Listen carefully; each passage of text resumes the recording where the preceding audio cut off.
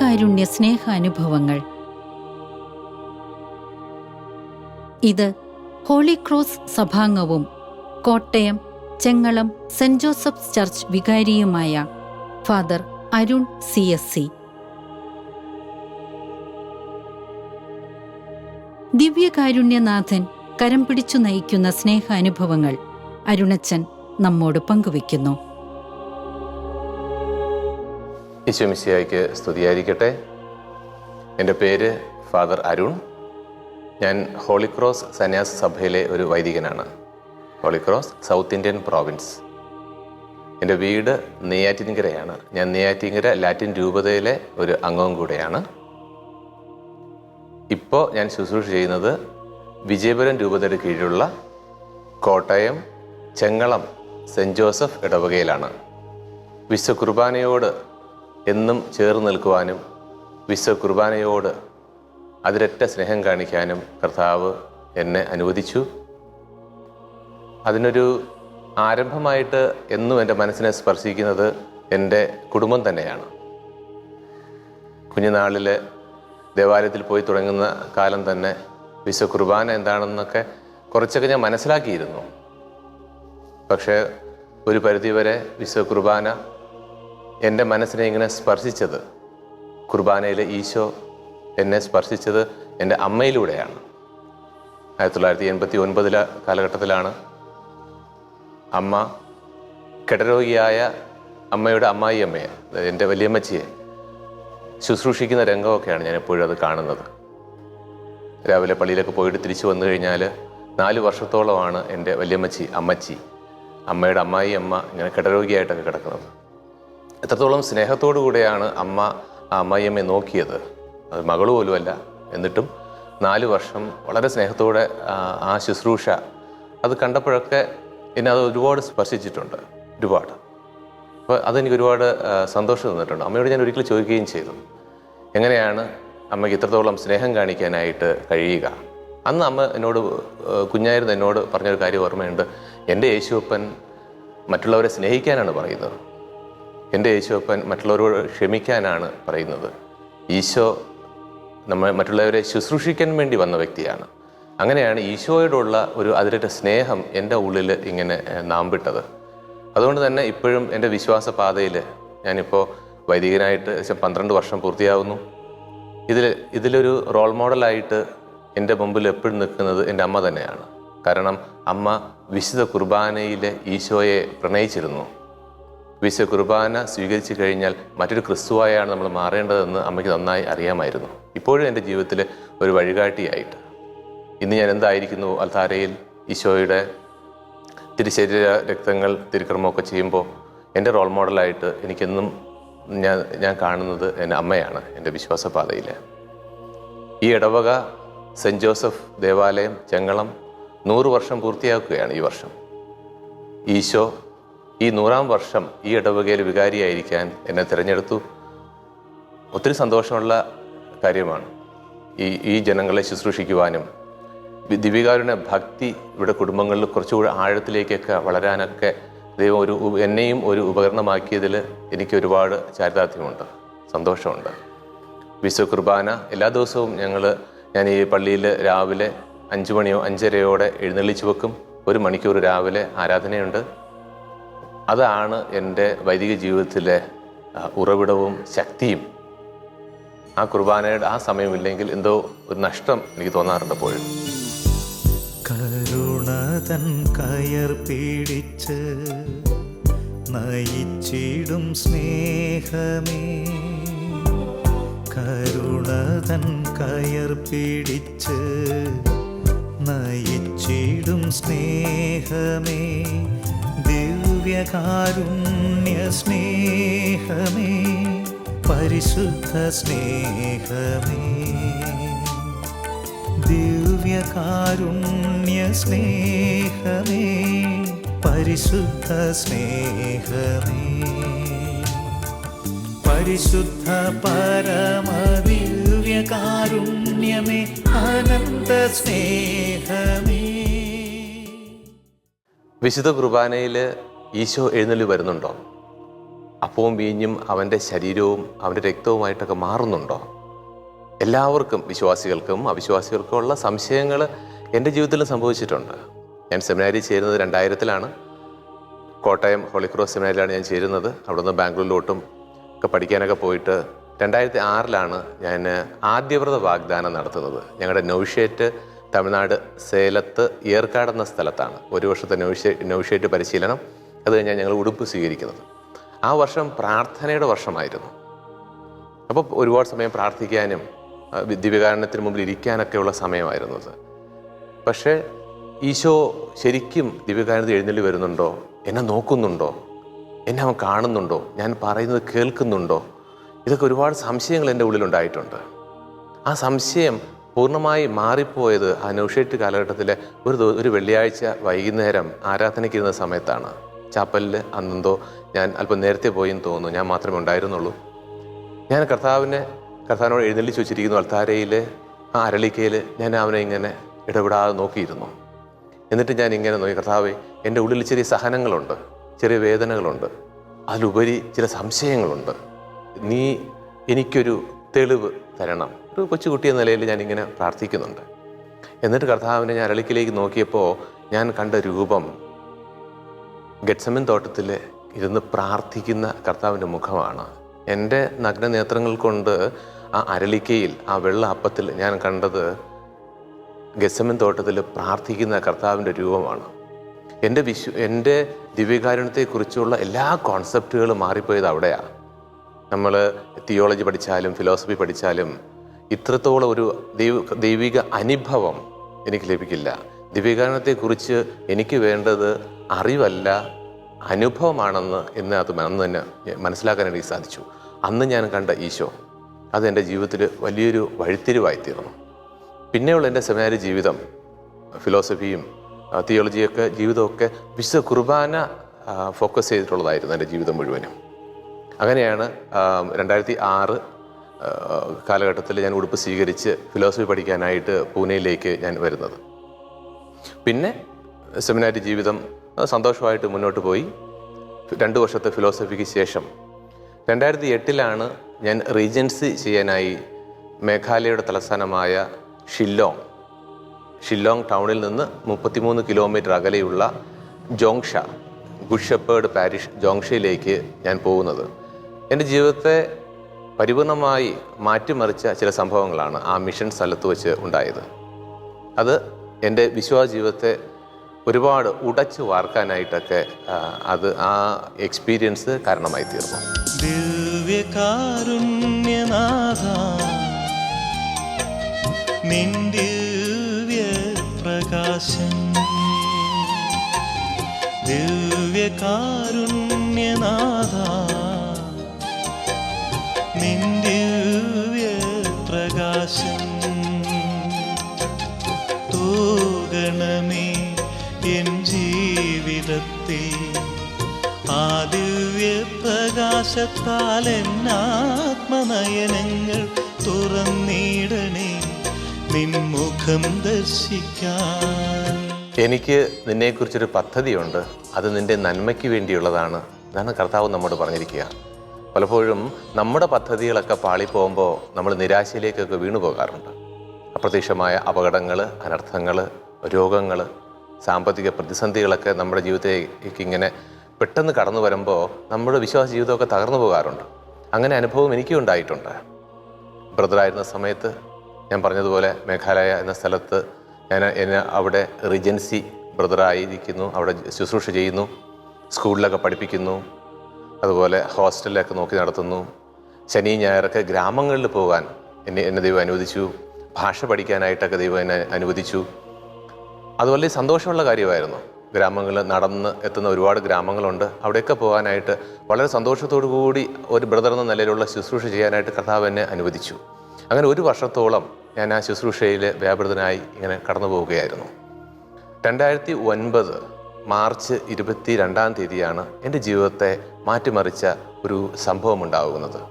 ഞങ്ങളുടെ സ്കൂളിൻ്റെ 2ാം നിലയുടെ പണി ഇങ്ങനെ നടന്നുകൊണ്ടിരിക്കുന്ന സമയം, ഒരു ബ്രദർ എന്ന നിലയിൽ അത് നോക്കാനും അവിടെ പണിക്കാരൊക്കെ പണി ചെയ്യുന്നുണ്ടോ എന്നൊക്കെ നോക്കാനൊക്കെ ആയിട്ട് അച്ഛന്മാർ എന്നെ ഏർപ്പാട് ചെയ്തിട്ടുണ്ട്, എന്നെ ഏൽപ്പിച്ചിട്ടുണ്ട്. അപ്പോൾ ഞാൻ അതൊക്കെ നോക്കാനൊക്കെ ആയിട്ട് ഇടയ്ക്ക് ഇപ്പോഴും പോകുന്നതാണ്. അവിടെ ഒരു ഏണി ഇങ്ങനെ ചാരി വെച്ചിട്ടുണ്ട് 2ാം നിലയിലേക്ക് കയറാനായിട്ട്. എല്ലാ ദിവസവും ഞാൻ അവിടെ കയറുന്നതാണ്. ചില സമയങ്ങളിലൊക്കെ ഒരു ബക്കറ്റ് വെള്ളമൊക്കെ ആയിട്ട് ഞാനിങ്ങനെ കയറി പോകുന്നതാണ്. നല്ല എനർജിയാണ്, 26 വയസ്സേ ഉള്ളൂ. അപ്പോൾ അത്രത്തോളം സന്തോഷത്തോടു കൂടിയൊക്കെ ആ ജോലി ഇങ്ങനെ ചെയ്യുന്ന സമയത്ത് മാർച്ച് 22-ാം തീയതി ഒരു ഞായറാഴ്ചയായിരുന്നു. അന്ന് വൈകുന്നേരം അതിലേക്ക് ആ ഏണിയിലോട്ട് ഇങ്ങനെ കയറിപ്പോയപ്പോൾ അപ്രതീക്ഷിതമായി ആ ഏണി തെന്നി മാറുന്നുണ്ട്. ഞാൻ താഴേക്ക് വീണുപോയി. എപ്പോഴും പോകുന്ന സ്ഥലമായതുകൊണ്ട് അങ്ങനെ ഒരു വീഴ്ച ഞാൻ ഒരിക്കലും പ്രതീക്ഷിച്ചില്ല. ഞാൻ താഴേക്ക് വീണു. എല്ലാവരും ഓടിക്കൂടി എന്നെ എടുത്ത് ഷില്ലോങ്ങിലെ നസ്രത്ത് ഹോസ്പിറ്റൽ, ഷില്ലോങ്ങിലെ ഏറ്റവും നല്ല ആശുപത്രിയാണ്, ആശുപത്രിയിലേക്ക് കൊണ്ടുപോയി. എല്ലാ ഡോക്ടേഴ്സും വന്നു, ബെസ്റ്റ് ഡോക്ടേഴ്സ് വന്നു. MRI സ്കാൻ എടുത്തപ്പോൾ അവർ പറഞ്ഞു നട്ടെല്ല് 2ആയിട്ട് ഒടിഞ്ഞു പോയി. അതുപോലെ കഴുത്തിലെ കശേരുക്കളൊക്കെ കംപ്രസ്ഡ് ആയിപ്പോയി. അപ്പോൾ ഇനിയുള്ള അടുത്ത ചാൻസ് എന്ന് പറയുന്നത് കഴുത്തിന് താഴെ ഇദ്ദേഹം തളർന്നു പോകും. കൈയും കാലുമൊക്കെ തളർന്ന് ഇനി വെറും ഒരു വാഴത്തണ്ട് പോലെ ഇങ്ങനെ കടന്നു പോവും, വീണു പോവും. ഇനി എണീറ്റ് നടക്കാനുള്ള ചാൻസ് ഇല്ല എന്നാണ് എല്ലാ ഡോക്ടേഴ്സും പറഞ്ഞത്. ഏകദേശം 7 ദിവസം എടുത്തു ഒരു തീരുമാനത്തിലെത്താനായിട്ട്. നല്ല ഡോക്ടേഴ്സ് എല്ലാം ഒരുമിച്ച് കൂടി, നമ്മുടെ അച്ഛന്മാരും ഞങ്ങളുടെ പ്രൊവിൻഷ്യൽ അച്ഛൻ, സുപ്പീരിയേഴ്സ് അച്ഛന്മാരെല്ലാവരും ഒരുമിച്ച് കൂടി എന്താണ് ഇനിയുള്ള പോസിബിലിറ്റി. അപ്പോൾ നല്ലൊരു ഡോക്ടർ ഉണ്ടായിരുന്നു. അദ്ദേഹം പറഞ്ഞത് നമുക്ക് ഓപ്പറേഷൻ ചെയ്യാം, എന്നിരുന്നാലും ഒരു പക്ഷേ 90 ദിവസം കഴിയുമ്പോൾ ഒരു പക്ഷേ എണീറ്റിരിക്കാനോ നടക്കാനോ ഒക്കെ ഈ ബ്രദറിന് ഒരു ചാൻസ് കിടപ്പുണ്ട്, ഒരു 10% ചാൻസ്. നമുക്ക് എന്തായാലും ഒന്ന് നോക്കാം. അങ്ങനെ ഏപ്രിൽ മാസം 1-ാം തീയതി അവർ 12 മണിക്കൂറോളം നീണ്ടു നിന്ന ഓപ്പറേഷനിലൂടെ 4 സ്ക്രൂവും ഒരു പ്ലേറ്റൊക്കെ വെച്ച് എൻ്റെ നട്ടെല്ലിങ്ങനെ അവർ ശരിയാക്കി എടുത്തു. പിറ്റേ ദിവസം വീണ്ടും ഒരു ഓപ്പറേഷൻ ചെയ്ത് എൻ്റെ കഴുത്തിലെ കശേരുക്കൾ ഉണ്ടായ കംപ്രഷൻ അവരത് മാറ്റി. എന്നിട്ട് ഞാൻ കിടരോഗിയായിരുന്നു. ഞാൻ ആശുപത്രിയിൽ ഇങ്ങനെ കിടക്കുമായിരുന്നു. എൻ്റെ കൈകൾ മാത്രമേ നന്നായിട്ട് അനങ്ങുന്നുണ്ടായിരുന്നുള്ളൂ. ഈ കൈകൾ ഉയർത്താനും താഴ്ത്താനും കഴിഞ്ഞിരുന്നു. നിരാശയുടെ ഒരു പടുകുഴിയിലൊക്കെ വീണുപോയ ഒരു അനുഭവമായിരുന്നു ആ സമയങ്ങളിൽ. ഒട്ടും പ്രതീക്ഷിക്കാത്ത, ഞാൻ നല്ലൊരു ഗെയിംസൊക്കെ കളിക്കാനൊക്കെ ആഗ്രഹിക്കുന്ന ആളാണ്, ഗ്രാമങ്ങളിലോട്ടൊക്കെ പോകാൻ ആഗ്രഹിക്കുന്ന ആളായിരുന്നു. ഈശോയെ പ്രഘോഷിക്കാനായിട്ട് നോർത്ത് ഈസ്റ്റിലെ ഗ്രാമങ്ങളിൽ പോകണം, അവർക്ക് വേണ്ടി ജീവിതം മാറ്റിവെക്കാനൊക്കെ തീരുമാനിച്ചുറച്ചാണ് ഒരു മിഷണറി ആവാനായിട്ട് ഞാൻ ഹോളിക്രോസ് സഭയിലേക്ക് തന്നെ ചേരുന്നത്. ഹോളിക്രോസ് സഭ നോർത്ത് ഈസ്റ്റിൽ ഒത്തിരി മിഷണറി പ്രവർത്തനങ്ങളിൽ വ്യാപൃതരാണ്. അപ്പോൾ അതുകൊണ്ട് തന്നെ എൻ്റെ പ്രതീക്ഷകളെല്ലാം അസ്തമിച്ചു പോയി. സങ്കടം കൊണ്ട് നിറഞ്ഞു. എന്നെ കാണാൻ വരുന്നവരോടൊക്കെ ഞാൻ ചിരിച്ച് സംസാരിച്ചാലും രാത്രി മുഴുവനും ഞാൻ കരയുമായിരുന്നു. ഒറ്റയ്ക്കിരുന്ന് ഇങ്ങനെ കരഞ്ഞു. അതിൻ്റെ ആ ഒരു വേദന അനുഭവിച്ച സമയത്ത് ഒത്തിരി പേര് ചെയ്യുന്നത് പോലെ തന്നെ ഞാൻ പ്രാർത്ഥന നിർത്തിക്കളഞ്ഞു. ദൈവത്തോട് ദേഷ്യമായി. ദൈവം എന്ന ആ വ്യക്തിയോടുള്ള വ്യക്തിപരമായ ബന്ധമൊക്കെ ഞാൻ വിച്ഛേദിച്ച് കളഞ്ഞു. എൻ്റെ തലയിണയോട് ചേർന്ന് ഒരു ചെറിയ ബൈബിള്, ഒരു കൊന്ത, ഒരു കുരിശ്, ഈ 3 കാര്യങ്ങളുണ്ടായിരുന്നു. എനിക്ക് ഉയർത്താൻ പറ്റുന്ന കൈ ഉയർത്തി ആ 3 കാര്യങ്ങളും എടുത്ത് ആ റൂമിൻ്റെ വക്കിലേക്ക് എറിഞ്ഞു കളഞ്ഞു. എന്നിട്ട് എപ്പോഴും കർത്താവിനെതിരായിട്ട് ഞാൻ സംസാരിച്ചു. നീ എന്നെ ചതിച്ചു കളഞ്ഞു. ജെറമ്യാ പ്രവാചകൻ പറയുന്നത് പോലെ യു എൻറ്റൈസ്ഡ് മീ എന്ന് പറയുന്ന പോലെ, ദൈവമേ നീ എന്നെ വെറുത്തു.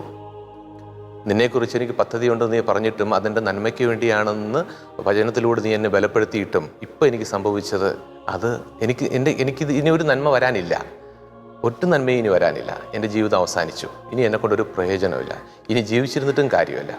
അപ്പോൾ പ്രാർത്ഥന നിർത്തി, കൊന്തചൊല്ലൽ നിർത്തി, വിശ്വാസത്തെക്കുറിച്ച് സംസാരിക്കുന്നത് നിർത്തി.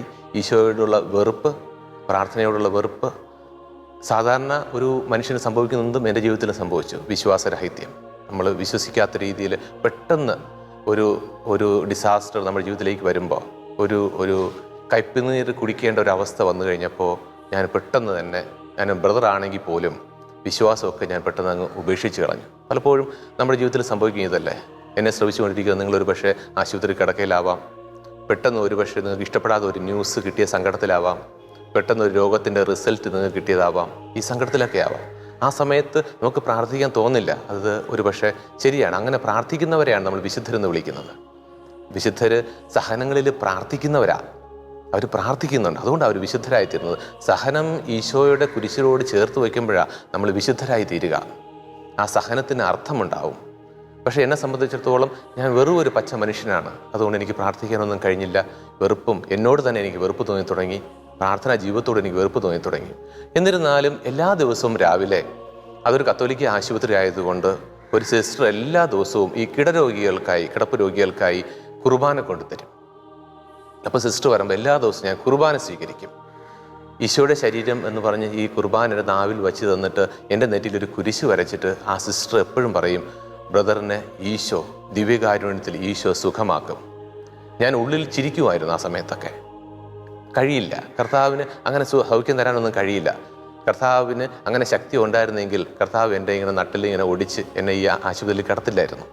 എന്നിരുന്നാലും ഞാനിങ്ങനെ ഒരു പുഞ്ചിരിയോടെ കുർബാന ഞാൻ സ്വീകരിക്കുന്നുണ്ടായിരുന്നു. അങ്ങനെ ദിവസങ്ങൾ ഇങ്ങനെ കടന്നുപോയി. എല്ലാ ദിവസവും സിസ്റ്റർ വരും, കുർബാന നാവിലേക്ക് വെച്ചിട്ട് സിസ്റ്റർ പറയും, ദിവ്യകാരുണ്യ ഈശോ ബ്രദറിനെ സുഖമാക്കും, ബ്രദർ ഇനിയും നല്ലൊരു വൈദികനായി ശുശ്രൂഷ ചെയ്യും എന്നെല്ലാം ആ സിസ്റ്ററിനോട് ഇങ്ങനെ സംസാരിക്കാറുണ്ടായിരുന്നു. എന്നാൽ ഒത്തിരി വിശ്വാസക്കുറവൊക്കെ എനിക്ക് ആ സമയത്ത് സംഭവിച്ചു. കുർബാനയൊക്കെ ഞാൻ ഇങ്ങനെ സ്വീകരിക്കുന്നെന്ന് മാത്രമേ ഉള്ളൂ.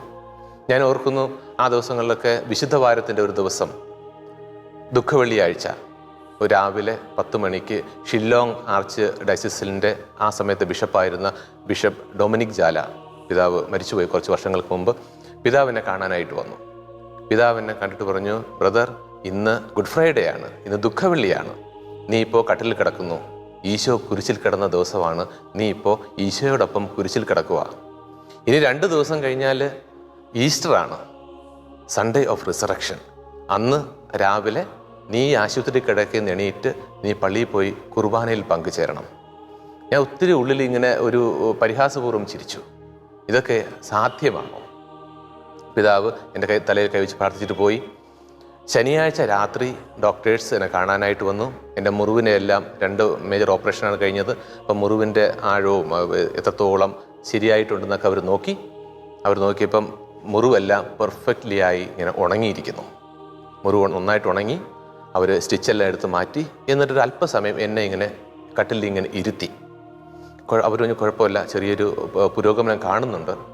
എന്നിരുന്നാലും അവിടെ നിന്ന് പിറ്റേ ദിവസം രാവിലെ, ഈസ്റ്റർ ഞായറാഴ്ച രാവിലെ, എന്നെ ഒരു വീൽ ചെയറിൽ ഇങ്ങനെ ഇരുത്തി ആ പള്ളിയിലെ ചാപ്പലിലേക്ക് കുർബാനയിൽ പങ്കെടുക്കാനായിട്ട് എന്നെ ഇങ്ങനെ അവർ കൊണ്ടുപോയി. അപ്പോൾ പിതാവ് പറഞ്ഞതുപോലെ കുരിശിൽ നമ്മുടെ ജീവിതത്തിൽ കർത്താവിനോടൊപ്പം ഇങ്ങനെ കടന്നു കഴിയുമ്പോൾ കർത്താവിനോടൊപ്പം ഉയർത്തെഴുന്നേൽക്കാനുള്ള ശക്തി അവൻ തരും. ഞാൻ ഓർക്കുന്ന ഏറ്റവും പ്രധാനപ്പെട്ട ഒരു കാര്യം, നമ്മുടെ എല്ലാ രോഗങ്ങളും സൗഖ്യത്തിന് വേണ്ടിയുള്ളതല്ല. ചില രോഗങ്ങൾ, ചില രോഗ അവസ്ഥകൾ നമ്മുടെ മഹത്വത്തിനുള്ളതാണ്. നമ്മളെ ഒരു സാക്ഷിയാക്കി കർത്താവ് മാറ്റും. സൗഖ്യത്തിലുപരി കർത്താവ് എന്നെ ഒരു സാക്ഷിയാക്കി എന്ന് ഞാൻ ചിന്തിക്കുന്നു ഇപ്പോഴും. അങ്ങനെ പിറ്റേ ദിവസം മുതൽ എനിക്ക് റൂമിൽ 1-2 സ്റ്റെപ്പ് നടക്കാനായിട്ട് കഴിഞ്ഞു. അവർ പറഞ്ഞു കുറച്ച് പുരോഗമനമുണ്ട്, എന്ന് ഇനി സമയമെടുക്കും, എന്നിരുന്നാലും ഓക്കെ, കുറച്ചുകൂടെ ബ്രദർ ബെറ്ററാണ് എന്ന് മാത്രം എന്നോട് പറഞ്ഞു. എനിക്ക് കുറച്ചൊക്കെ സന്തോഷമൊക്കെ തോന്നി. പിന്നെ ആ ആശുപത്രി കിടക്കയ്ക്ക് ചുറ്റും അല്പസ്വല്പം നടന്നു പോയപ്പോൾ എനിക്ക് മനസ്സിലായി ഞാൻ ഒരുപാട് ഒരു ആശ്രിതനായിത്തീരുന്നുണ്ട്. ഞാൻ ആഗ്രഹിക്കുന്ന രീതിയിൽ നടക്കാൻ എനിക്ക് കഴിയുന്നില്ല. ആഗ്രഹിക്കുന്ന രീതിയിൽ ആഗ്രഹിക്കുന്ന സ്ഥലത്ത് പോകാൻ എനിക്ക് കഴിയുന്നില്ല. അതുകൊണ്ട് ആദ്യമായിട്ട് നടന്നു തുടങ്ങിയപ്പോൾ ഞാൻ നടന്നു പോയത് ആശുപത്രിയിലെ ജനലിലേക്കാണ്. വിൻഡോ സൈഡിലേക്ക് ഞാനിങ്ങനെ പോയി. കമ്പിയൊന്നും ഇല്ലാത്തൊരു ജനലാണ്. അപ്പോൾ ജനലിൻ്റെ പാളി ഞാനിങ്ങനെ തുറന്നു നോക്കി. ഞാൻ നോക്കിയത് ഞാൻ എത്രാം നിലയിൽ ആണ് കിടക്കുന്നത്. ആ ആശുപത്രി ഏകദേശം 5 നിലയെങ്ങാനുള്ള ആശുപത്രിയാണ്. ഞാൻ നോക്കിയപ്പോൾ ഞാൻ കിടക്കുന്നത് 1-ാം നിലയിലാണ്. ഞാൻ ആശുപത്രി ജനലിൽ പോയത് എന്തിനാണെന്നറിയാവോ? ചാടാൻ വേണ്ടിയായിരുന്നു. കാരണം എനിക്ക് മനസ്സിലായി ഇനി എൻ്റെ ജീവിതം കൊണ്ട് വലിയ ഉപകാരമൊന്നുമില്ല. ഞാൻ ആഗ്രഹിക്കുന്ന പോലെ ഒരു പൗരോഹിത്യ ശുശ്രൂഷ ചെയ്യാൻ എനിക്ക് കഴിയില്ല. ഞാൻ സഭയ്ക്കും സമൂഹത്തിനും കുടുംബത്തിനൊക്കെ ഒരു ഭാരമാവാൻ പോവുകയാണ്. ഈ നട്ടൽ 2 ഒടിഞ്ഞു പോയി. സ്പൈനൽ കോഡൊക്കെ ഒരു ഷാറ്റേഡായി കിടക്കുന്ന ഒരു അനുഭവമൊക്കെ കടന്നു പോകുമ്പോൾ ഞാൻ ഓർത്തു ഇനി എന്നെ കൊണ്ട് വലിയ ഗുണമൊന്നുമില്ല. അപ്പോൾ ഒരു 26 വയസ്സുകാരൻ പ്രതീക്ഷയെല്ലാം നഷ്ടപ്പെട്ടു പോകുമ്പോൾ പിന്നെ ചിന്തിക്കുന്നത് എന്തിനെക്കുറിച്ചാണ്? ആത്മഹത്യയെക്കുറിച്ചാണ്. ഉടുപ്പിട്ട ഒരു ബ്രദറാണെങ്കിൽ പോലും, വൈദികനാവാൻ വേണ്ടി പോകുന്ന ആ യാത്രയാണെങ്കിൽ പോലും വലിയൊരു നിരാശാബോധം എന്നെ ഇങ്ങനെ കീഴ്പ്പെടുത്തി കളഞ്ഞു. അപ്പോൾ ഞാൻ പതുക്കെ പോയി ഇങ്ങനെ ചിന്തിച്ചു, ഈ ജനലിൽ നിന്ന് ഞാൻ ചാടി മരിക്കും. പക്ഷെ ഞാൻ കാണുന്നത് 1-ാം നിലയാണ്. അപ്പോൾ എനിക്ക് മനസ്സിലായി ഇനി ഞാൻ ഈ 1-ാം നിലയിൽ നിന്ന് ചാടിക്കഴിഞ്ഞാൽ ഒരുപക്ഷെ കയ്യോ കാലോ വീണ്ടും ഒടിഞ്ഞ് ഞാൻ കിടപ്പായി പോകും. അത് വീണ്ടും ബുദ്ധിമുട്ടായതുകൊണ്ട് മാത്രം ഞാൻ എൻ്റെ ബെഡിലേക്ക് തിരിച്ചു വന്നു. ഒരുപക്ഷെ എന്നെ അഡ്മിറ്റ് ചെയ്ത് 5-ാം നിലയിലോ 6-ാം നിലയിലോ ഒക്കെ ആയിരുന്നെങ്കിൽ ഞാൻ ചാടി മരിച്ചേനെ. അതുകൊണ്ടാണ് ഞാൻ എപ്പോഴും വിചാരിക്കുന്നത് ചില കാര്യങ്ങൾ ദൈവം നമ്മെ ഒരു സാക്ഷിയാക്കി മാറ്റാനായി നമ്മൾ ഉപയോഗിക്കും. ദൈവം എനിക്ക് തന്നിരിക്കുന്ന ഈ മുറിവ്, ഈ ബുദ്ധിമുട്ടുകൾ, ഈ വേദനകൾ, അത് ഒരു സാക്ഷിയായി ദൈവം എന്നെ മാറ്റുന്നതാണെന്ന് എനിക്ക് മനസ്സിലായി. ഞാൻ ഒരു കുർബാന അർപ്പിക്കാനായിട്ട് ഇന്ന് ഞാനിവിടെ ആയിരിക്കുന്നത് ഒരിക്കലും പ്രതീക്ഷിച്ചിട്ടല്ല. ഞാൻ ഈ ആക്സിഡൻറ്റിലൂടെ കടന്നു പോയത് കൊണ്ട് ഇത്തരം ഈ ജീവിത സാഹചര്യത്തിലൂടെ കടന്നു പോകുന്നവർ, പ്രതീക്ഷ നഷ്ടപ്പെട്ടു പോയവർ, അവരെ പ്രത്യാശയുടെ പാതയിലേക്ക് നയിക്കാൻ കർത്താവ് എന്നെ തിരഞ്ഞെടുത്തുവെന്ന് ഞാൻ ഇന്നും വിശ്വസിക്കുന്നുണ്ട്. ആശുപത്രിയിൽ നിന്ന് ഞാൻ ഡിസ്ചാർജായി കടരോഗിയായി വന്ന ഞാൻ 2 കാലിൽ നടന്നാണ് തിരിച്ച് എൻ്റെ സെമിനാരിലേക്ക് പോകുന്നത്. സെമിനാരിൽ പോകുന്നു, 1 മാസം അവിടെ റെസ്റ്റ് എടുത്തു. തിരിച്ച് വീണ്ടും എൻ്റെ മിഷനിലേക്ക് ഞാൻ പോയി. ഒരു വടികുത്തിയൊക്കെ നടക്കാനൊക്കെ ആയിട്ട് ദൈവം എന്നെ അനുവദിച്ചു.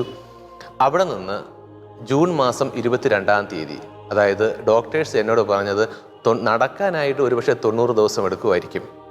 ഞാൻ 90-ാം ദിവസം പൂനെയിലെ ഞങ്ങളുടെ മേജർ സെമിനാരിയിലേക്ക് തിയോളജി പഠിക്കാനായി ഞാൻ നടന്നെത്തി. ഞാൻ 2 കാലിൽ നിന്ന് ഒരു പരിപൂർണ ആരോഗ്യവാനായിട്ട് ഞാൻ സെമിനാരിലേക്ക് വരാൻ കർത്താവ് ഇടവരുത്തി. 90-ാം ദിവസം ഞാൻ എൻ്റെ പഠനം ആരംഭിച്ചു. ഇവിടെ ഞാൻ എപ്പോഴും ഓർക്കുന്ന ഒരു കാര്യമാണ്, എനിക്ക് കുർബാന കൊണ്ടുതന്ന സിസ്റ്റർ എന്നോട് റിപ്പീറ്റഡ് ആയിട്ട് പറഞ്ഞ കാര്യം, ദിവികാരന് ഈശോ ബ്രദറിനെ സുഖമാക്കും. ആ സൗഖ്യം അനുഭവിച്ചതുകൊണ്ട് മാത്രമാണ്, ആ കാരുണ്യം അനുഭവിച്ചതുകൊണ്ട് മാത്രമാണ് ഞാൻ കർത്താവിൻ്റെ ശുശ്രൂഷകനായി ഇന്ന് ഈ ആൾത്താരെ നിൽക്കുന്നത്. വിശുദ്ധ കുർബാന നമ്മെ സൗഖ്യത്തിലേക്ക് നയിക്കും. ഒരുക്കത്തോടു കൂടി വിശ്വാസത്തോടെ കുർബാന സ്വീകരിച്ചാൽ എന്നെ സുഖപ്പെടുത്തിയ കർത്താവ് നിങ്ങളെയും സുഖപ്പെടുത്തും. കാരണം ഈശോയ്ക്ക് നിന്നെക്കുറിച്ചൊരു പദ്ധതിയുണ്ട്, അത് നിൻ്റെ നന്മയ്ക്ക് വേണ്ടിയാണ്.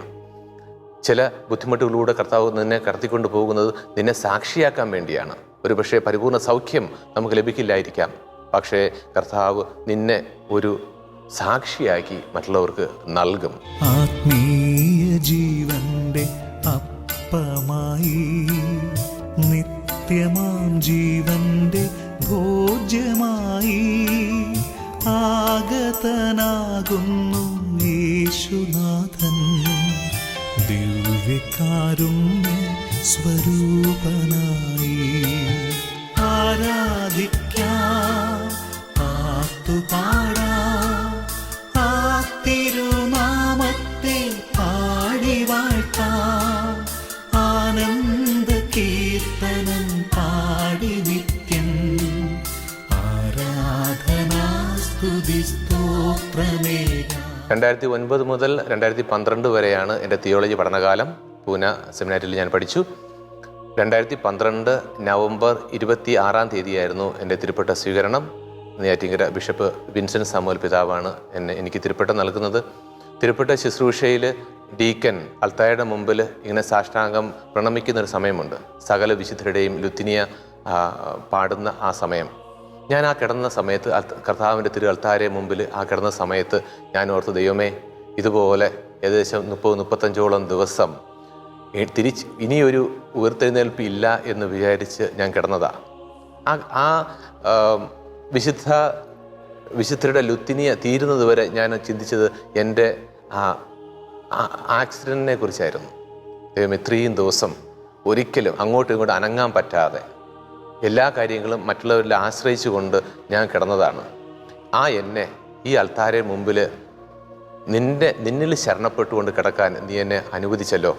അത്രത്തോളം മനസ്സിങ്ങനെ വിങ്ങുമായിരുന്നു. അപ്പോൾ ആ കിടരോഗി എന്ന ആ അനുഭവത്തിൽ നിന്നും കർത്താവിൽ പരിപൂർണമായി ആശ്രയിച്ച് കിടക്കുന്ന ഒരു വ്യക്തിയിലേക്കുള്ള ഒരു യാത്ര, അത് വേദന നിറഞ്ഞതായിരുന്നു, ബുദ്ധിമുട്ട് നിറഞ്ഞായിരുന്നു. പക്ഷേ ഞാൻ ഒറ്റയ്ക്കല്ലായിരുന്നു. ദിവികാരുണ്യ ഈശോ എൻ്റെ കൂടെ ഉണ്ടായിരുന്നു. കർത്താവിൻ്റെ തിരിശൈത്യവും രക്തവും വഹിക്കുന്ന കാസയും പീലാസയും ഇങ്ങനെ മുറുക്കി പിടിക്കുമെന്നൊന്നും ഞാൻ ഒരിക്കലും വിചാരിച്ചതല്ല. അവൻ ഈ കാസയും പീലാസയൊക്കെ നെഞ്ചോടൊക്കെ ചേർക്കാനൊക്കെ ആയിട്ട് കർത്താവ് എന്നെ മാറ്റിവെച്ചു. ഞാൻ കിടരോഗിയായിട്ട് കിടന്ന ആ 30-35-40ഓളം ദിവസങ്ങൾ അത് കർത്താവിൻ്റെ അൾത്താരയിൽ ആശ്രയിക്കാനുള്ള ഒരു പ്രിപ്പറേഷനായിട്ട് ഞാനിപ്പോൾ അത് കാണുന്നുണ്ട്. കർത്താവ് അവനറിയായിരുന്നു. കാരണം അവനെന്നെക്കുറിച്ചൊരു പദ്ധതിയുണ്ട്. അത് എൻ്റെ നന്മയ്ക്ക് വേണ്ടിയാണ് നന്നായിട്ട് എനിക്കറിയാം. അപ്പോൾ നമ്മുടെ സഹനത്തിലൂടെയും ബുദ്ധിമുട്ടിലൂടെയൊക്കെ നമ്മൾ കടന്നു പോകുമ്പോൾ എപ്പോഴും ഓർക്കുക, കർത്താവിന് നമ്മെക്കുറിച്ചൊരു പദ്ധതിയുണ്ട്. കുർബാനയോട് നമ്മൾ ചേർന്ന് നിൽക്കുമ്പോൾ ഞാൻ എപ്പോഴും പറയുന്നത്, ആ കുർബാനയോട് നമുക്ക് വേണ്ടത് വെറും ഭക്തിയല്ല, തീക്ഷ്ണമായ പ്രണയമാണ്. വിശുദ്ധ കുർബാനയെ നമ്മൾ പ്രണയിക്കുമ്പോൾ സ്വന്തം ജീവൻ തന്ന് നമ്മെ ഇത്രത്തോളം സ്നേഹിക്കുന്ന കർത്താവിനെ നമ്മൾ തിരിച്ച് പ്രണയിക്കുമ്പോൾ നമുക്ക് ലഭിക്കുന്നതെല്ലാം അനുഗ്രഹങ്ങളായിരിക്കും. ഈശോ ഓരോ ദിവസവും കുർബാന അർപ്പിക്കുമ്പോഴും ഓരോ ദിവസവും അപ്പവും വീഞ്ഞും ഉയർത്തുമ്പോഴൊക്കെ എൻ്റെ മനസ്സ് നിറയുന്നത് കൊണ്ടാണ്. ദൈവമേ, അർഹിക്കാത്ത നന്മകൾ കൊണ്ട് എന്നെ നടക്കുന്ന നീ, ഒരിക്കലും നടക്കുമെന്ന് പ്രതീക്ഷിക്കാത്തതിന് 2 കാലിൽ അത്താരയിൽ നിൽക്കാൻ നീ എന്നെ അനുവദിച്ചല്ലോ. ആ ഹൃദയം, ആ നിറവ് മാത്രമേ എനിക്കുള്ളൂ. എനിക്ക് തിരിച്ചു കൊടുക്കാനായിട്ട് കർത്താവിനോട് എനിക്ക് തിരിച്ചു കൊടുക്കാനുള്ളത് കണ്ണീര് മാത്രമേ ഉള്ളൂ, നന്ദിയുടെ ഒരു കണ്ണീര്. ഓരോ കുർബാനയും എന്നെ ഓർമ്മിപ്പിക്കുന്നത് എന്നെ സൗഖ്യത്തിലേക്ക് നയിച്ച കർത്താവ് ഈ കുർബാനയിൽ പങ്കുകൊള്ളുന്നവരെയും സൗഖ്യത്തിലേക്ക് നയിക്കും.